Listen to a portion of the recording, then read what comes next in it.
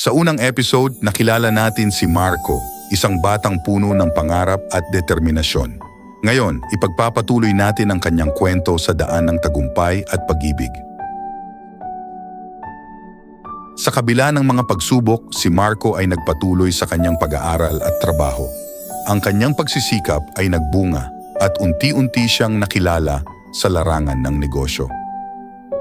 Sa edad na 30, si Marco ay naging isang matagumpay na CEO. Nagtayo siya ng isang kumpanya na kilala sa inobasyon at kalidad. Ngunit sa kabila ng kanyang tagumpay, may kulang pa rin sa kanyang puso.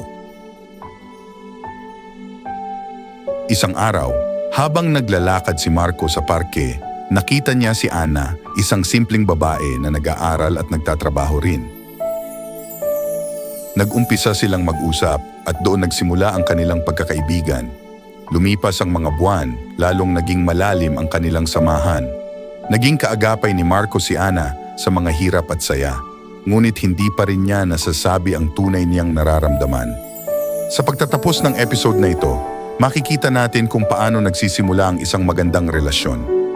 Ngunit ano kaya ang magiging reaksyon ni Ana kung malalaman niya ang tunay na pagkatao ni Marco?